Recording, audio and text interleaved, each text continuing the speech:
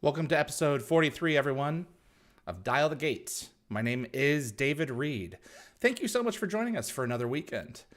Joseph Mallozzi, writer and executive producer of Stargate, is back. He is joining us for his fourth appearance to discuss mainly season 6 of Stargate SG-1. But before we bring Joe in, if you like Stargate and you want to see more content like this on YouTube, it would mean a great deal if you would click the like button. It really makes a difference with the YouTube algorithm and will definitely help the show grow its audience. So please also consider sharing this video with a Stargate friend if you've got some Stargate buddies out there. And if you want to get notified about future episodes, click the subscribe icon. Giving the bell icon a click will notify you the moment a new video drops, and you'll get my notifications of any last-minute guest changes. This is key if you plan on watching live. And clips from this live stream will be released over the course of the next several days and weeks on Dial the Gate and GateWorld.net's YouTube channels. So as episodes before, this one will be no different. Joe and I will discuss the main subject at hand, which will be season 6 and his episodes. And while we're doing that, you're welcome to submit questions to the mods in the YouTube chat on youtube.com/dialthegate. And after Joe and I talk a little bit, I'll be going to the mods to provide me with those questions so you can participate as well. And without further ado, Joseph Mallozzi, welcome back, sir. Hello, David. Good to see you. It's good to see you. How was your New Year? My New Year was as most every other New Year has been for the past 10 years. We're in bed by 10 p.m. and, Right. And that's it. We'll DVR the ball drop. Yeah. That's great. And congratulations on your development deal. Oh, thank you. You're referring to Powder Mage. Powder Mage, yes. Yeah, it's the Powder Mage trilogy. It's a series of really interesting, atypical fantasy books that I've read the first book, Promise of Blood, back in 2017, and I blogged about it. And it's been on my radar ever since. And, after working with J.B. Sugar, who is a producer who did a show called Bitten, but he's also a director. He directed an episode of Dark Matter. Oh. He's been a longtime friend since his time on Dark Matter. We talked about working on something, and I put Powder Mage on his radar. And lo and behold, the deal closed, and, full steam ahead towards development, and hopefully a series green light sooner than later. What's the elevator pitch for Powder Mage? Can you give us a brief synopsis of what it is? It sounds fantasy. It is fantasy, and it takes place in call it sort of an alternate Earth 19th century setting, where magic exists, but very specific magic. Thematically, it's called flintlock fantasy, in that it mixes gunpowder with magic, and in this realm are these individuals with the innate ability to control gunpowder. They're called powder mages, and they're able to ignite gunpowders. In some cases, they're able to sort of redirect bullets. And when the book opens, Lord Field Marshal Tamas has staged a coup and taken down the king of the nation of Adro. And he and his powder mages have essentially taken out the king's cabal of magic users.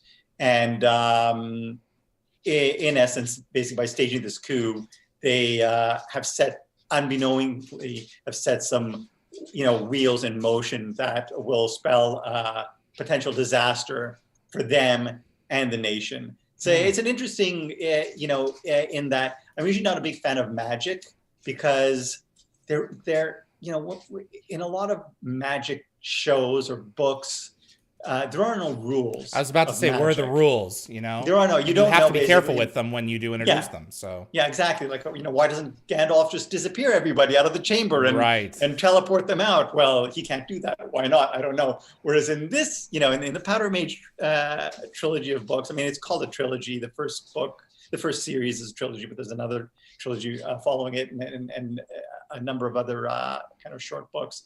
The magic, there's a framework to all the magic, and the rules. The rules are fairly straightforward and simple, which is one of the reasons I really like the book a lot. As I said, it's atypical. What you just described, it sounded like the climax of a normal book, and they open right to it. Spectacular battle sequences and really interesting, colorful characters, and also there's a lot of the twists, turns, shocks, and surprises, political machinations that I'm always a fan of. So watch for it eventually.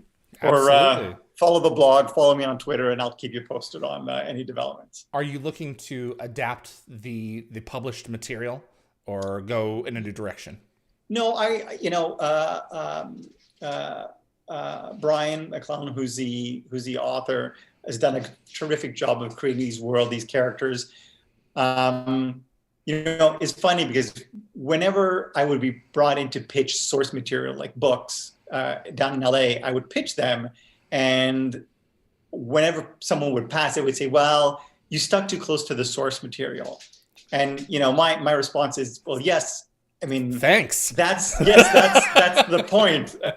Fans of the book are going to want us to remain as true as possible to the source material. So that's one of the things. I mean, I've spoken to Brian and told him, I want to try to remain as true to the source material as possible. And to that end, he is going to be very involved in the development as well. I told him that he's going to read everything I write, and he can weigh in with comments and suggestions. And when we'll come to build the series, I will consult with him since he is the oracle of all things Powder Mage. Yeah, because you're not going to want to do just a one-to-one substitution.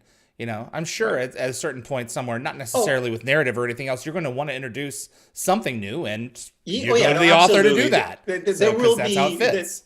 There will be newer elements. There will be, I would say more than anything, detail added to the world and the characters, the relationships, and the story. Yeah, I just was rewatching The Hunger Games, Mockingjay 1, and the first 15 minutes of it happen before that book starts. So it all fits in. And it's like, you know what? I didn't even think about those scenes, but those scenes had to have logically happened. It's nice things about an adaptation that you can do just that. You can embellish and fill in detail. Exactly. So it's cool. So thank you for coming back with me. So we had an introductory interview, I guess in October now, November season 4, December season 5. And we're in January. I've been really looking forward to discussing this season because it was a pivotal one for the show and for, I think, the franchise as a whole. The show got its second or third wind at this point with a transfer to Sci-Fi Channel. It was thematically a great season, introducing a number of different concepts. You had a huge hurdle to overcome because very arguably the conscience of the show in terms of the character voices was gone. And Corin Nemec did a pretty darn good job substituting. And then there was a fracture in the fan base at the same time throughout this season. Websites like Save Daniel Jackson emerged. I believe at this point that was what had happened. And there were online forums were developing in such a way where sides were really beginning to be drawn. We've kind of gotten over the honeymoon stage of the internet where everyone's all, you can think whatever you want to think. There's plenty of room for us over here. And people are starting to take sides. And SG-1 Season 6 came out at about that time in 2002. What was your perception of this season coming back in and being like, okay, I guess we're not going anywhere just yet. So year 3, yay! Yeah, what do we do? I didn't mention when we joined, Paul and I joined season for season 4 was with the understanding that we would do 2 more seasons, and we did those 2 seasons. With when the 5th season ended, we assumed that would be it. And then Brad came in and told us that Sci-Fi had picked up the show for a 6th season. Oh, so dang. Okay. And, for that reason, from a, totally sort of uncreative, sort of a non-creative standpoint, from a delivery standpoint, is very different for us. One of the reasons being that when we produced the show for Showtime, we didn't really get many notes per se. But then when we shifted to Sci-Fi, the Sci-Fi executives had a lot to say on the scripts, on the cuts, and progressively over time became more involved as well. So that was different as well. And then, as you mentioned, the departure of Daniel Jackson and the introduction of Jonas Quinn certainly changed things creatively and also behind the scenes. You mentioned the Save Daniel Jackson campaign, and that was kind of interesting in that, it almost created a fracture in the fandom that I think existed prior to Daniel's departure. And really what it came down to ultimately was the kind of sort of Daniel supporters and the Sam and Jack supporters, which was kind of strange. So much so that, I mean, even after Daniel came back, and I remember an episode, what was the episode? We'll come to it. I think it's like a season 7 or 8 episode where Sam and Daniel are basically captured, and they're being held in a warehouse, and then O'Neill comes in, and the first person he goes to is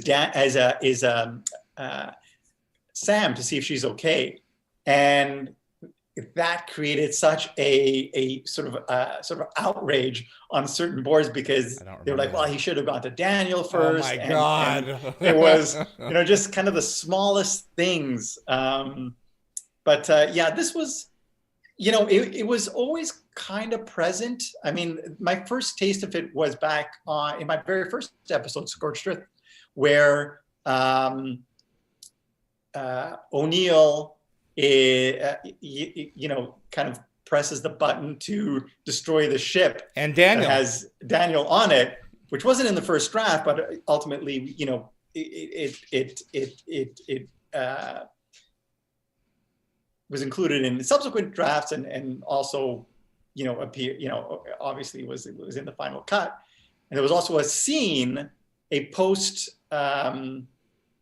climactic scene, where O'Neill and Daniel just kind of like have a little kind of talk it out and everything's cool moment, which was cut, which I think would have helped a lot. But, since then, that was the beginning for me of my realization that there was certainly a rift in the fandom when it came to Jack's affections. Loyalties as well.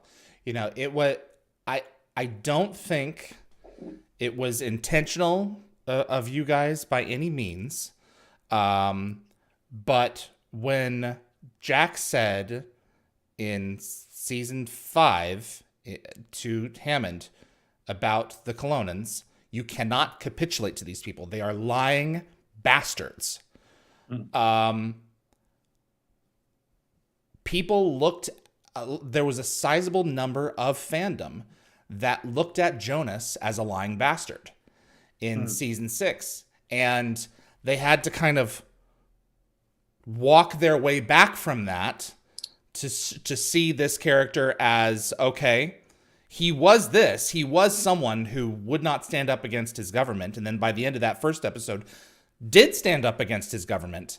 But he still had a lot to prove in terms of a lot of those fans who were just like, yeah, to be honest with you, I think there were certain fans who just saw him as a replacement, and they were going to hate him no matter what. Yeah. So, for instance, whether it was Jack's line or they held him responsible for Daniel's death, I personally thought all that was kind of a bit of a stretch. I felt like they were looking for excuses not to like the character. And I mean, you can you can not like the character. I would always take issue with the reasoning. Right. I mean, really, the reason they didn't like the character was because he was, Corin had an uphill battle one way absolutely, or the other. Yeah. Could not envy him for that. That was a hard job, Yeah. So, but I think that he added such a flavor to that season that, people with an open mind just didn't see coming. And season 6 has a real mixed bag of stories. And I'd love to get into some of them with you. Arguably, one of my favorite Stargate shows is Descent. But before we get into that, I want to get into the overarching arcs for the season. Anubis is now a threat. And I think my understanding was, and I correct me if I'm wrong, that Anubis was probably, there was a hopes to do some kind of a movie, and that Anubis was going to be the big bad for the movie. But then you guys got a season 6, and it's like, well, we're going to milk this one because he's our new villain, and this is where we're going to go with him. So what was that 6th season like when you guys were sitting down and discussing, okay, what do we want our goals for this year to be? Because Sci-Fi hadn't greenlit a season 7 yet. It was just going to be season 6. Is that correct?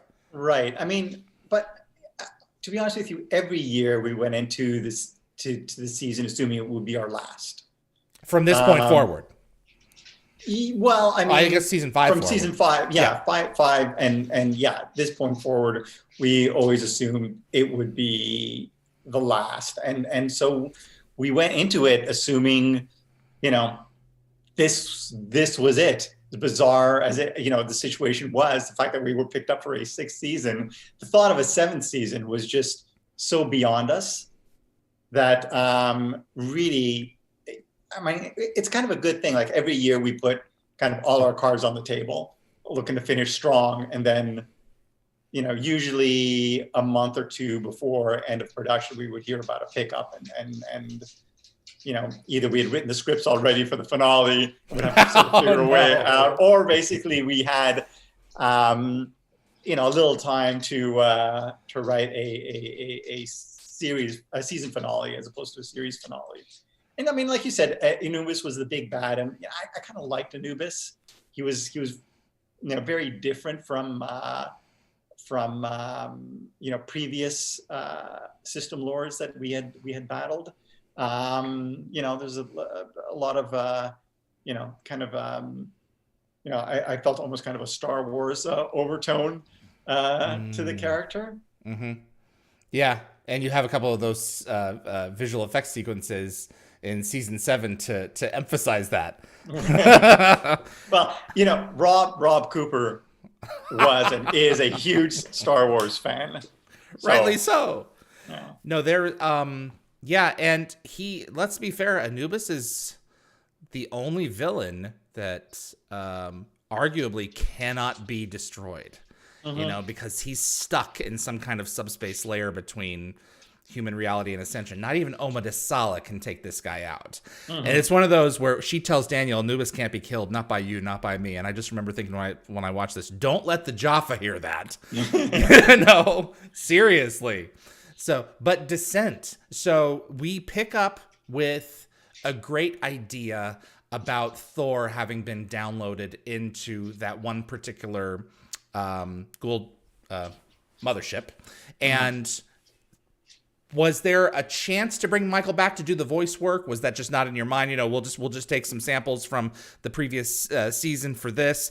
Let's tell a cool story aboard a mothership, aboard this existing asset that we have, which is these standing sets. Tell us about Descent.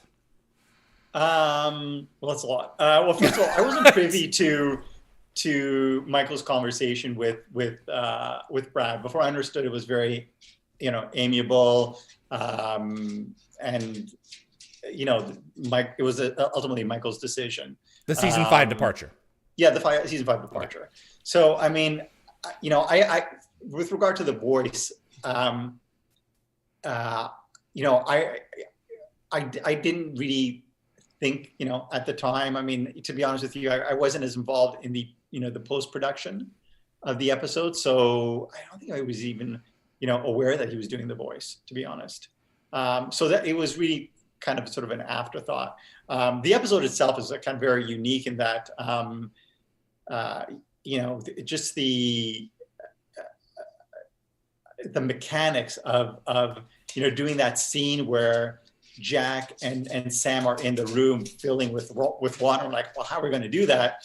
We ended up doing that by going to an Olympic pool, building that 3-walled set and sinking it. So rather than the water rising, really the set is descending down. And, there was just a lot of really interesting sequences. There was one where Corin swims down and I think switches the crystal and swims back. And he did it twice. And the first one, he dropped the crystal. And the second one, he did it perfect. Well, he didn't do it perfectly. Basically, he did it in one long sequence. He must have held his breath for almost like 2 minutes.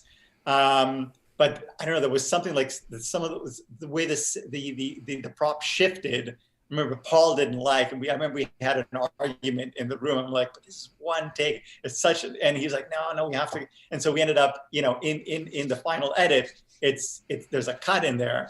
But he really held his breath. Yes. Yeah.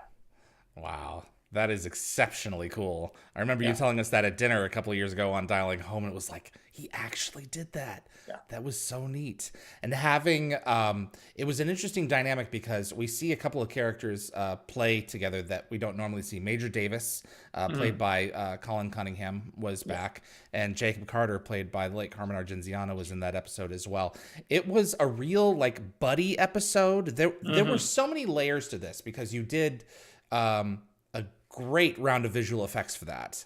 And the characters were just firing on all cylinders. You were also integrating Jonas into the team with him trying to figure out what his place was, and everything just fit. The ending is fantastic with the gliders escaping underwater. Like, can we even do this? Well, we're going to find out. Right. So everything just fired on all cylinders for that episode. Yeah, it was a lot of fun, and for me, I look back on this season. It was definitely one of my favorites. The one we wrote, anyways. Absolutely, Nightwalkers. Nightwalkers. That's another very atypical episode that you can either love or hate. You didn't typically do night shows. We did not. No, those were frankly always kind of a pain in the ass because they would kind of screw up the schedule. Because you always have to kind of push. You have that turnaround for the actors, a certain amount of time for the actors. So you wrap at what is it? 1 a.m. Then your next day starts at whatever it is, 12 hours later, 1 p.m. Right. The next day. So it was kind of a fun atypical episode. This was the episode where I kind of, speaking of Jonas and Corin, noticed his penchant for eating. So, and throughout, the season, he has a lollipop, he has the banana. I think in this episode, he had the coffee mug of tea. And I remember Rick was like, actually, that's my bit. How Rick, yes, he would always find something in his coffee or tea or whatever he was drinking. It's a great idea that an entire town of people have been taken over by premature cold symbiotes. Yeah, this was we shot it on location in what was the name of the It's used for every Christmas movie. Everything. It was used for every Christmas. It was used for a series called Chronicle. It was used for Once Upon a Time. Yep. I can't think of the name of the town. Yeah. Yes, but it was Steveston, Oregon in the show. Yes, Steveston. Actually, it is Steveston. Seriously? Yes, Steveston. There we go. There you go. Yeah. There was a couple of my Stargate friends love that episode because they love the dynamic with O'Neill removed. You have the first real episode where Rick is not really present. I mean, you kind of did that they kind of did that in season 2 with Spirits, but with this one, he's removed pretty much for the entire thing. And that dynamic of Carter, Teal'c, and Jonas really fit pretty well. There was a lot riding on that episode, because if the show didn't work with O'Neill removed, I mean, if everyone was like, well, with RDA not in it, it's not happening, we might have had a problem on our hands. But it's a great show. Thank you. I mean, I look back on it, and you're absolutely right. This is at a point sort of where Rick kind of wanted to spend more time with his daughter. And so, we were, I think contractually he had less episodes. So, I mean, we had to pick our spots. And so as it turns out, it fell on us to write him out of an episode. And this was one of the first ones. And you're right. I mean, I think it was, I think creatively it worked. Whether it would work for the fans was sort of another question entirely. Absolutely. And it's interesting the things that you had to do behind the scenes in order to accommodate his schedule. For better or for worse, he's earned the time to the opportunity to do what he wants with his time, and we were lucky to still have him involved with the show. He could have left, and so you hear stories of like Abyss, where you see Cliff Simon on the screen, and the back of Jack's head, that was Dan Shea. That was his stunt double. You had to take advantage of when he was there and make sure to get the material that you could get when he wasn't. Yeah, we had to be creative, like you said, and I think for the most part it worked well. I mean, it's just that as time went on, there was kind of a gradual transition of the O'Neill character from series regular to recurring to and guest how do you star. Keep it fresh? At the same time, you play with that in 200. Well, you could have the characters refer to him a lot and get him on the phone every once in a while. So, hey, dog. Yes, sorry. She's hello. This cranky thing. What's up? Look, it's David. She's a big fan. Hi, welcome to Dial the Gate. Shadowplay. Dean Stockwell. Oh yeah, Dean Stockwell. Tell us about Shadowplay.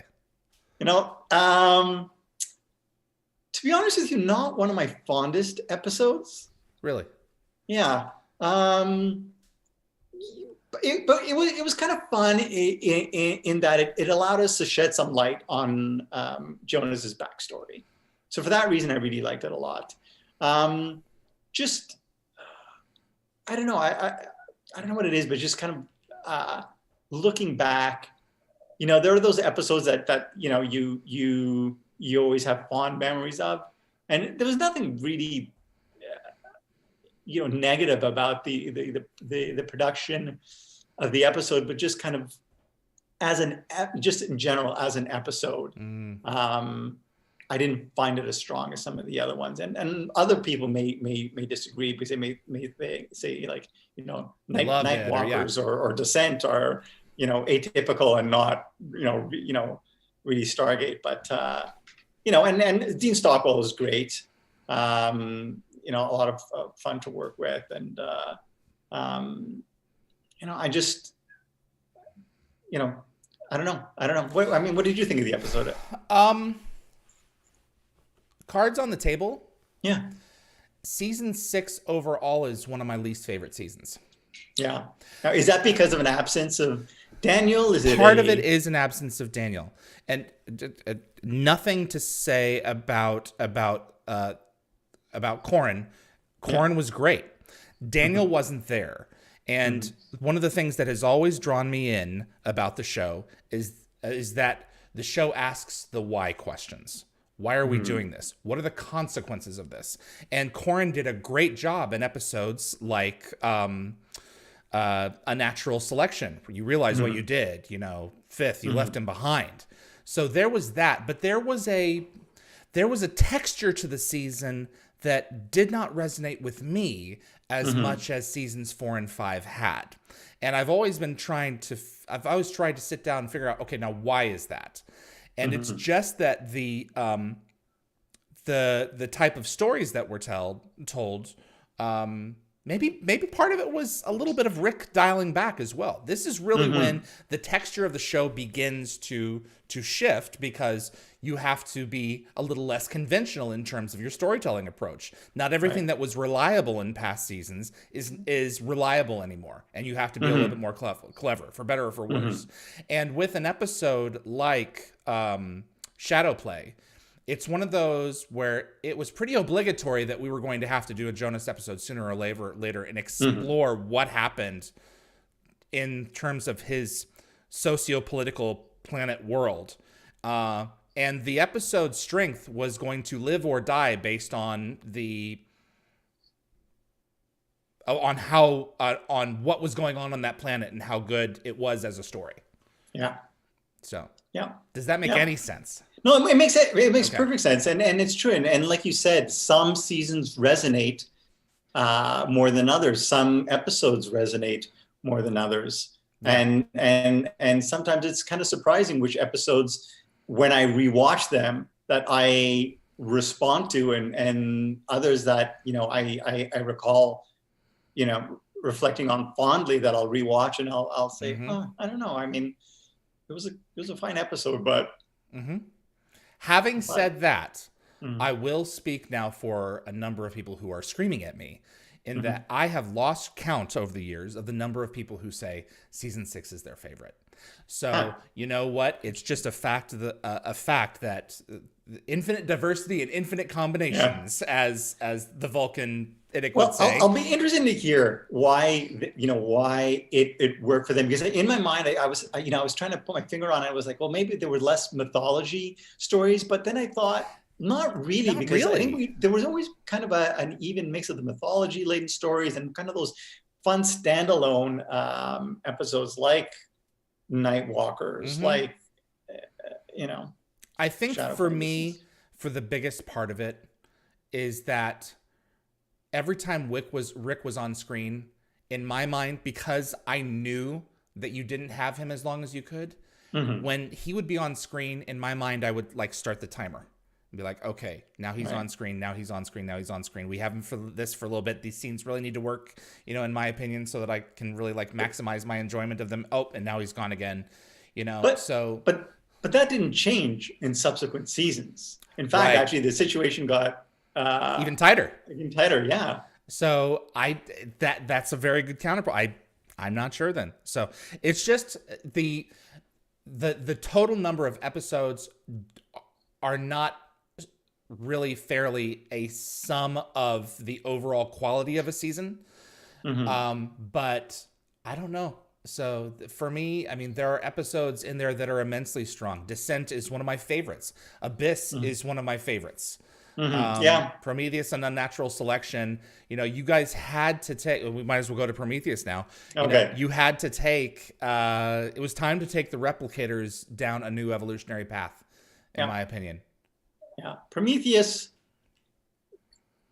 was another one that it was a fun episode. I love the concept, but it was kind of fraught with issues, I think, throughout. I remember getting the first draft back, and Rick and his partner at the time, Michael Greenberg, would give notes, and I got the script back, and I was like, Brad, I think Rick really likes this. The script, he's all check marks all over. And he's like, no, check marks are bad. I'm like, oh, so he could never, he never bought that the Prometheus could be hijacked. So no matter, we did various revisions to sort of try and sell it, but he was never on board with that. Yeah. Okay. So he was never on board with the premise, which made it a little difficult. And then I think that was the Delancey episode. Yeah, you killed Q. Yeah. And one of my favorite visual effects shots from this season is him getting spaced. Tumbling through space, doing a backflip. Yeah. Oh my gosh. You know, that two-parter had so much going for it. You know, you introduced Kendall Cross as Julia Donovan. I think it's Kendall Cross. Yeah. And you know, I mean, my issue with this, if this is like David airing all of his laundry with Get it off with your the chest. shows. Come on. You guys were great about selling stuff ahead of time and build up. Like you mentioned the Incaran problem a couple of episodes before we see the Incarans. This is our first spaceship, and there is no mention of the Prometheus project at any point before. Right. So it doesn't mean that it wasn't going on. Obviously, you know, that you had everything in place for it to work. That's one of those things that I wish we had the chance to hear murmurs of earlier on. Something called Prometheus. And then, that's a fair point. Prometheus. Yeah. You know, I want to know how satisfied you were with the design. I recall being pretty satisfied. Okay. I think Okay. when I think back, obviously the some of the other ship designs always, come more readily to mind than kind of like the Destiny is like a gorgeous design, whereas the Ori ships, I always thought they looked like, everything we discussed, they looked like kind of like toilet bowls. I love the Ori design. I think it's cool. Yeah, the Hatak vessels I loved. I mean, the Prometheus and all the Earth ships were, I always thought, fairly utilitarian looking. So I mean, they were fine. They were fine ships, but in terms of the pantheon of sci-fi spaceships, for me, it's not a top 10. There we go. That's fair. Yeah, and it's one of those where it's like, there are gonna be plenty of people who disagree, and it's an aesthetic thing. That's what I was genuinely curious about. Prometheus and Unnatural Selection, they are one of the I don't want to say rare, but uncommon two-parters in that it is a two-parter, but it almost isn't a two-parter because the setup is really the only thing that leads one into the other. And this was the winter break episode where Thor shows up, and we've got Michael Shanks' voice back, and he has a mission for us for the replicators. And I'll never forget sitting in my living room hearing Joel's music start up, because he had the best ending tags, whatever you want to call that, whatever the TV phrase, cues at the end of the shows of any composer. Because that's a perfect example, because he plugs the replicator theme in there, and you just get goosebumps thinking, what's going to happen next? The Asgard are calling us to help them with their bug problem again. So send in the Terminix guys. That whole show, it had to, you had to tee it up for, I forget who did Unnatural Selection, for them to. Was that Brad? Knock it out of the park. Let me see here. I'm curious. I believe it was Brad. But check it. Yep. Give him his due. Yeah. Mr. Story by Brad and Robert. Yeah. Written by Brad Wright. Yeah. There we go. Absolutely. That episode had one of my very favorite endings. Just the notion selection. Of, trapped in that was that time dilation bubble, forever reaching. Absolutely. Replicators all the way down to the core, potentially to the core of the planet. I was so scared that they were going to just clamp onto the legs of the ship, and you were just going to have to detach the landing gear and take off. What was that like in that writer's room to come to the decision of betraying, for all intents and purposes, a genuinely human replicator? It's kind of interesting because it was really dependent on time and writers. Sometimes we would sit in the room and we would, beat out an episode, every act, every scene of every act, and then the writer would go off. Often in Brad's case, he would just come in and want to kind of spin ideas. And we would kind of get a general notion of, we would discuss and sometimes when he would hit a wall, he would talk things through. But he was a very independent writer, I found, Brad, that basically he seemed to be on his best when he was on his own. When he was armed with the ideas after an initial discussion, and then would just go off and write his, write the script, write the outline of the script.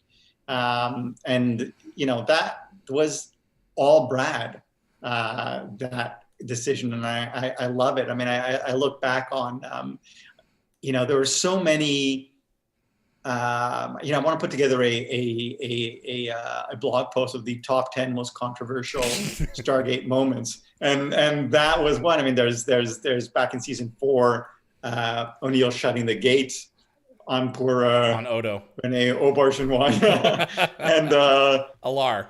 And this is another. There's Alar. There's Shepard feeding a human being to the Wraith, and there's this moment, the betrayal of Five. I would also put up there blowing up all of Osiris in Be All My Sins Remember. As spectacular as that was, that one grinds my intellectual gears to this day. And I really am looking forward to getting into those with you later. But yeah, no, it showed the strength of the show, that it was willing to go those places with its heroes. Yeah. To do pretty awful things to innocent creatures, for the greater good, and saying that, not every solution is going to be ideal, but sometimes we just have to do this thing, because what if we let this thing out? Yeah. What if we let them out? Yeah. You're faced with, they were faced with a dilemma, and, no choice is a good one. So you have to just choose the least offensive, choice. And Carter pays for it later. Yes. Which was perfect. Yeah. And what a tour de force for Amanda in that episode with Patrick Curry. Holy cow. Oh, yeah. In season 8. Smoke and Mirrors. You did the telephone. Oh, yes. Yes. Hey, Suji. Yeah. Sorry. I'm just going to set her down here. No, it's fine. There we go. Sorry. Yes. It opens with arguably O'Neill's wet dream, assassinating Senator Kenzie. And it's not him. And it's another callback, taking advantage of building on your own mythology with the mimetic alien devices from season 3, Before Your Time. Yes. Tell us about Smoke and Mirrors. Again, another kind of very atypical episode, which are the kind of the ones that we really enjoyed writing, the ones that were not necessarily, mythology based, certainly not ancient based. That was, the ancients were more sort of Rob Cooper's playground. More than anything, I just loved having Ronnie Cox back. And, I think I mentioned I ran into Ronnie Cox in LA a couple of years ago while I was pitching DC Comics, and I had a little time between my next pitch, and then he walks into this diner as I'm walking out, and I was like, Ronnie, and I don't know if you remember me, but I was at Stargate. And he was like, I had such a great time. You guys you treated me so well, and it was just, I'm always heartened, to hear, either cast or crew, reflect fondly on my past productions. So whether Stargate or Dark Matter, it's always very heartening. And he played, frankly, an asshole politician, but Ronnie is a terrific guy. You love to hate the character. Yes. There are just some that do that so well. It's one thing because when you go online to the forums, you see people talking, oh, I hate that guy. I hate him so much. I'm like, yeah, he's doing his job. I know, but I hate him. So so much better than being indifferent to a character.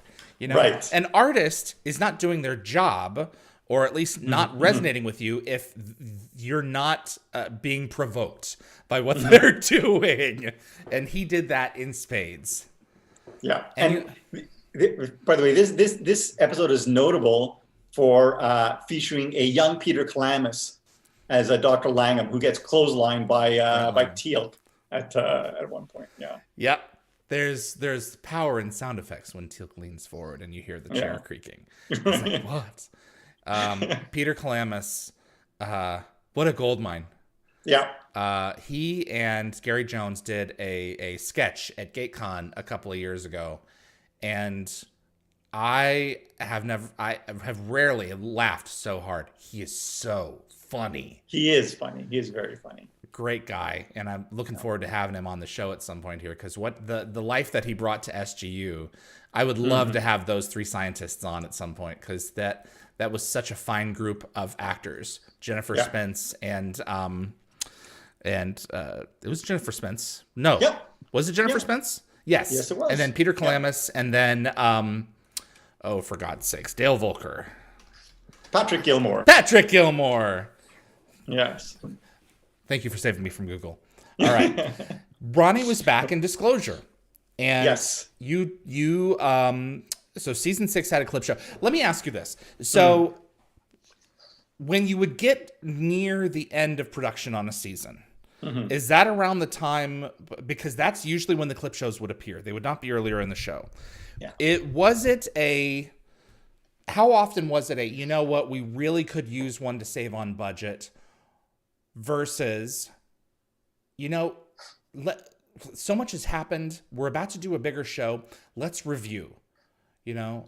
Was it strictly budgetary, or was it otherwise? Well, I'd say roughly 100% the first one and roughly 0% the second.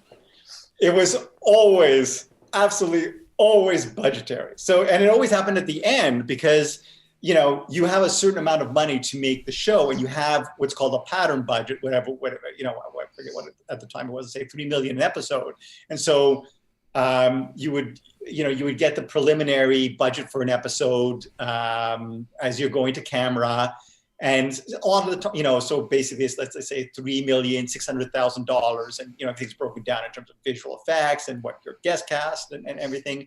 And as you know, you go through production and prep as season progresses, those numbers usually kind of shake kind of money out, and it gets lower and lower. But usually by two-thirds of the way through the season, you get a pretty good sense of how much money you have left, what you want to do in that finale, and what it's going to cost. And, you know, as a result, you sometimes will need to do a clip show, and you know, it's really, you know, an episode. I'll be honest with you, everybody hates to write. We're always like, oh my God, we have to do the clip show, and you know, the bottle episode is another example. I think I'd rather do a bottle episode, obviously, than a clip show. And some of the best I think episodes tend to be bottle episodes. I agree. You know, because, at least with that, you're writing new content. With a clip show, it's literally insert scene here, you know, and you know, if the episode runs short, we'll insert more clips to make it work. Yeah, given the choice. However, I do have to say that a clip show is also a lot cheaper than a bottle episode. Anyways, we did the clip show, and Ronnie came back, and you know, as far as clip shows went, though, this was actually, you know, I think this was more entertaining than most, but maybe I misremember. No, I would agree with you, because you are growing the socio-political, man, that's the first time I've used that word twice in one day, landscape of the show in such a way that it's going to impact the franchise forever. And you may not have known that really. I mean, you would have known that for the series going in, but not necessarily the franchise, because it, you know, Atlantis wasn't really around that yet. But this is key for that. So by that token alone, introducing the Stargate program to 5 or 6 other nations, was a big deal. And so from that, we're gripped to see how they respond. All right, is China going to play ball? Russia's clearly playing ball. They're getting some good deals out of this. They're on our side. But what's going to happen here, you know? And that was solid. You had some solid performances by those actors as ambassadors. Yeah, there's that. And as you said, you know, most clip shows tend to be episodes that look back without moving forward. But definitely this one moved kind of the big picture story forward. And also it was you know, I remember for that one terrific shot, director Bill Garrity, where I think Kinsey raises his finger, and then basically it's, you know, that shot of sort of Thor in the foreground, his little fingernail with his finger raised. Yeah, when you rack focus to him. Was that was Thor saving the day in the original draft? I believe he was. Okay. What a great, I genuinely did not see that one coming. Arguably Deus Ex Machina, but it made complete sense because we needed to see someone come in from outside of us to say, you know, this is why this is important. And I'm not going to hold you all to it, but don't test me. So right. It was solid. Prophecy. Thank you. This was Prophecy. Now that was another Jonas episode. This was a tough one. Yeah, this was a tough one because I remember when we wrote the outline, we didn't have an answer for the end, the climactic moment where, you know, kind of there's that turn. Let me if I may insert my I'm a huge fan of Lost, and one of the principles of Lost when they started doing time travel stuff was you can't change what has already happened. It's happened. Yes. You can only be responsible and change things in your present, but that's already fixed. One of the problems with some of these time travel stories is nothing can be changed until, and I think this was one of my issues with Prophecy, and maybe I'm just misremembering it, until the last scene, the last premonition, nothing can be changed except for this one. Because if this one does happen, we kill everybody, so we can't allow this one to happen. Yeah, no, I don't recall the twist in this one, but I remember it was that exact problem. I mean, how can we stay true to the premonition? The premonition without breaking the rules? And it was actually Paul, my writing partner, who came up with the solution, which I thought was quite brilliant at the time. But I mean, I will have to sort of kind of rewatch. I need to rewatch it too, to be perfectly honest. I should have done that before this, but yeah, it's a pretty solid show. Lord Mott. I think that was Lord Mott. Yeah. And then Frida Batrani's husband was in that episode as well. And it was one of the better send-off episodes for Corin. You know, I'm glad that we got that one in there, knowing what happened later before he returned to his planet. So, absolutely. I have questions submitted to us from the fandom. Let me see here. Please. This is interesting from Jet Ison. Joe, what do you think would have been your path if you and Stargate had never collided? Oh man, that's a good question.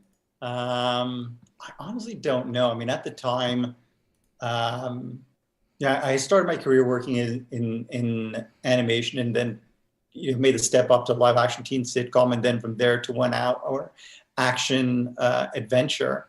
I probably would have stuck around that action adventure realm, probably, and maybe made my way to procedurals, maybe, and probably would not have loved it. There is something. I certainly would have been less successful, I think, if it were not for Stargate. Procedurals, they do fit a purpose. They do have their place, and when I've got one on, it's like it kind of sucks you in. But there's just something different about the mechanics of them. Does it suck you in? I mean, I have been told from people who produce procedurals that the whole point of procedurals is that they're the type of show you can watch while you're doing something else, because they have a very specific structure. I mean, I look back at a show like House was the show that I enjoyed. I mean, I used to watch with my ex all the time, but I mean, there was a very That's a good point. Definite formula. So you would open with whatever the interesting of the week to the case was, and then amidst the backdrop of the character relationships or whatever is going on in the serialized element, you have the team trying to figure out what the disease is. They get it wrong. Finally, they figure it out, and then in the last act, House has an epiphany and realizes, no, that's wrong. This is what it is, and then he saves the day, and that was it. I mean, every episode. Yeah, it is kind of like Power Rangers for adults. Right, and I think it's the same with procedurals, and a lot of people are very good at it, and once you know the formula, you can infer the rest. I don't think I could be good at it. Yeah, to be honest with you. It's my folks winter with me for 3 months out of the year, and they're here right now. And my mother is a huge fan of like Below Deck and Deadliest Catch and Housewives. And when I'm up there hanging out with her, I get sucked into the damn things, and I don't even care. So there's that aspect of gimmickiness to it, I think, that pulls me in. But like, I couldn't watch a series long term like that. I tried 24 and I didn't like it. I tried that series for 5 or 6 episodes. Did you ever watch Jack Bauer? It's funny, I did. I did, and tell me what you think. I had a real issue with the first season, to be honest with you, because it's a type of show. That show is a type of show that requires you to know exactly where you're going. And it became very clear that they didn't know where they were going, where essentially characters who would turn out to be, I don't know, like turncoats or moles later in the season took actions that, in retrospect, were completely idiotic. And for me, basically, there was this one incident. I'm not even know which episode it was, but his wife was and daughter were kidnapped, and they escape. And so they're in their car and they drive away from the kidnappers. And rather than keep going to a police station, for some reason, the mother pulls the car over and then runs back up the interstate to see if they're still being followed. And which I don't know why. And then she comes back to the car, and for some reason, she parked the car too close to the edge of a ravine, and the car fell over into the ravine with the daughter in it. And then the mother is so overcome by her horrific parking that presumably claimed the life of her daughter, that she collapses and gets amnesia. So there's a trifecta there: stopping the car to go back and look, happening to park the car so close to the ravine, and then getting amnesia. And I was like, okay, at this point, the writers don't give a, I don't want to say it, but basically at that point, I was like, come on. And look, as a writer, watching TV and film, I know it's tough. And I do excuse some things, but then there are other things that are just inexcusable. And that trifecta, I think, looking back, I don't think there is a worse trifecta of unfortunate events. Yeah, events, yes, in television that I can recall. That show in particular was one of the earlier ones where we know the story that we want. We know where we want it to finish in each season. So what hoops do we have to make those characters jump through in order to achieve that end result? And as a result of that, you can make characters do things that are not in their nature. And the audience go, huh? You know, as a writer, I would wonder how often you would kind of, and I'm sure there's a term for this, let the characters tell you where the story is going to go while you're writing. You know, I mean, obviously you have a structure, you have your outline, but in some cases, you know, I would think that the story doesn't always go where you expect it to, and the characters reveal things to you as they're talking. I'll be honest with you. It's less a case of the characters telling you where they want to go as the other writers reminding you where the characters should go. So, you know, one of the great things about Stargate is that, you know, Rob and Brad had been there from the beginning. They created the worlds, these characters. So they always knew, and they would call you on it. There was never, you know, it was always easy to try to do something and, you know, further the story, you know, some sort of an interesting motivation or convenient action you could take, but Brad and Rob would never let you get away. So, you know. There you go. Raj Luthra. At what chevrons is SG-4 on now? And will we see Jonas Quinn's return? I think we said, what did I say? Chevron 5 locked? Chevron 5 was locked. Yeah, Chevron 5 is locked, and we're still spinning because of this pandemic. Yeah. Everything is kind of ground to a halt.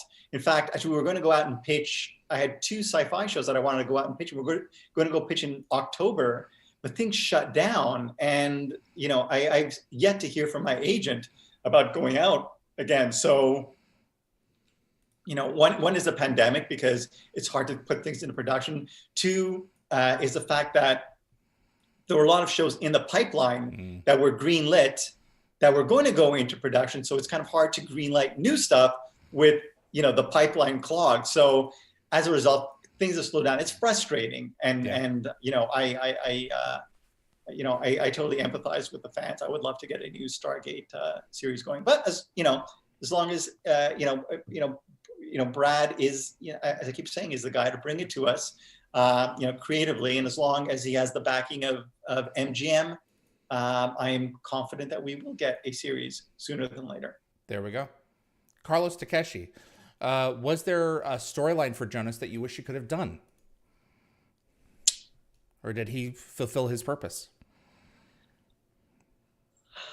I don't know if there was a specific storyline that I think that we, you know, wanted to do. I think I would have liked to have seen more of the character rather than just, you know,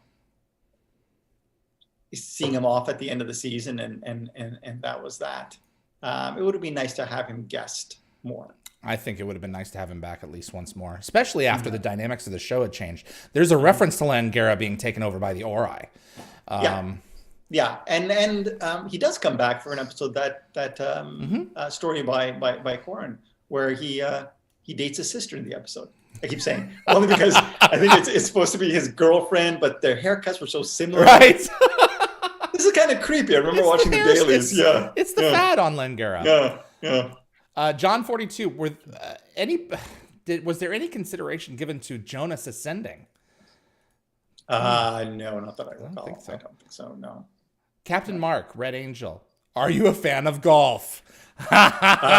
No, absolutely not. I was the only producer on Stargate who was not a fan of golf, and we would come in every Monday morning and talk about our weekend, and 50% of the conversation at least would revolve around golf, either the golf they played or the golf they watched, and so I ended up starting I started following Japanese baseball. So whenever they start talking about golf, I'd be like, oh my God, the Oryx Blue Wave are on top of the Pacific Division, and the Nippon Ham fighters are making a run at the pennant. Good for you.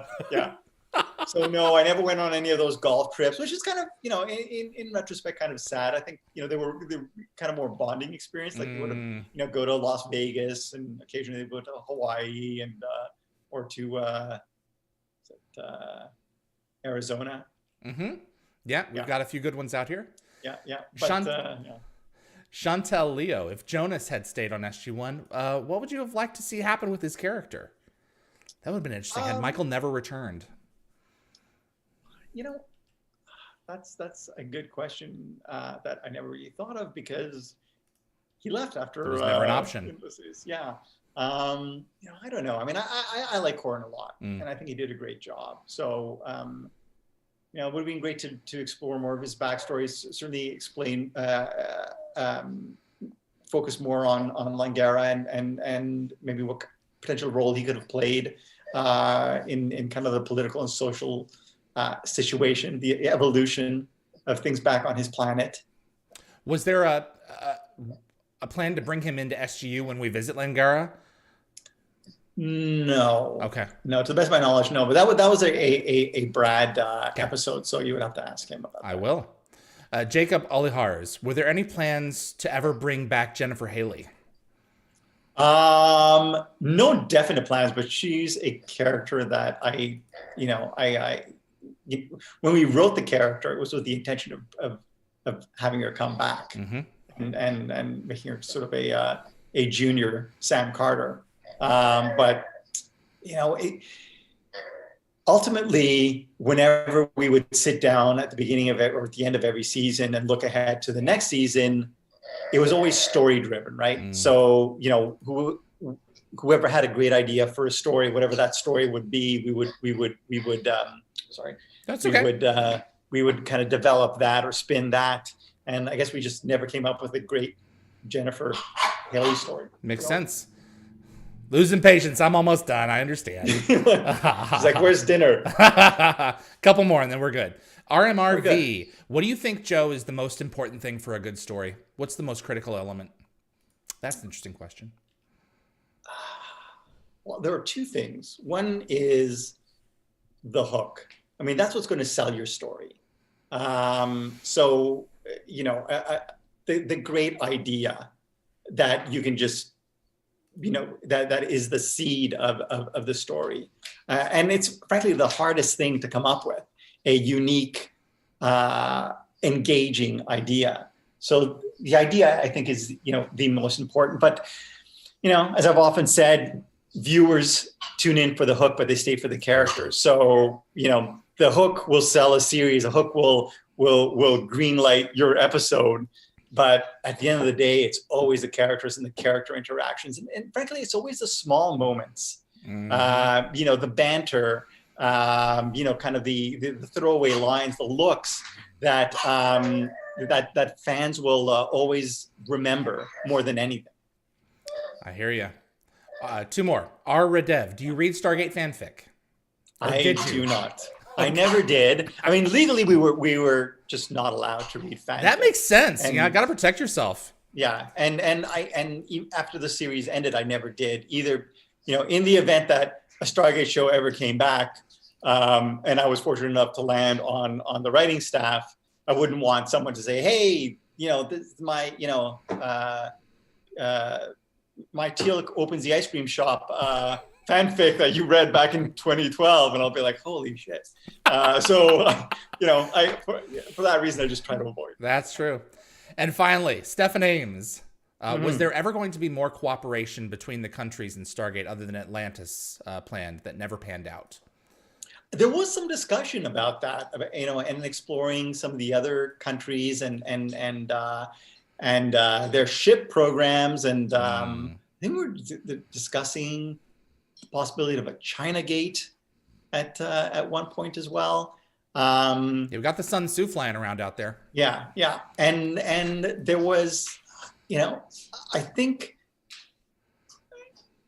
in the planned third SG-1 script, Stargate Revolutions, which would have kind of focused on the gate, the program going public, other nations would have figured, very much into that story as well. But alas, that, like Stargate Extinction, is on the shelf. Yeah, on the shelf.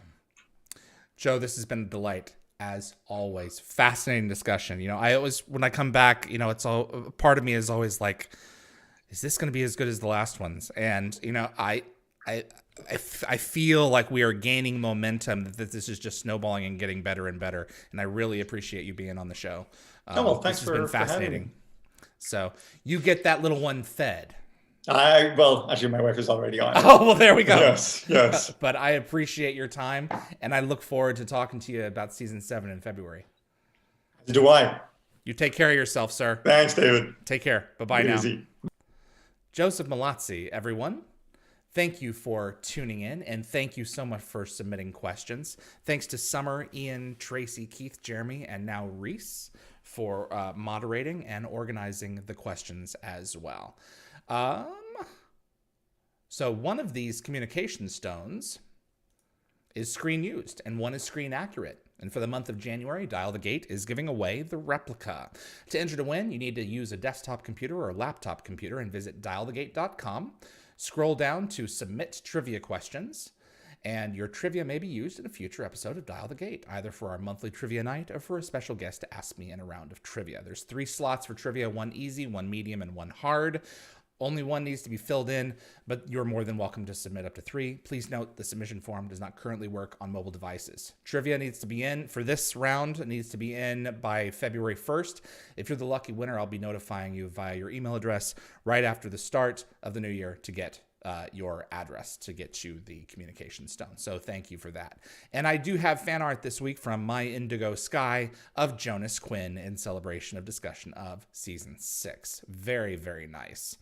And before we let you go, if you like what you've seen in this episode, I'd appreciate it if you click the like button. It makes a difference with YouTube's algorithm and will definitely help the show grow its audience.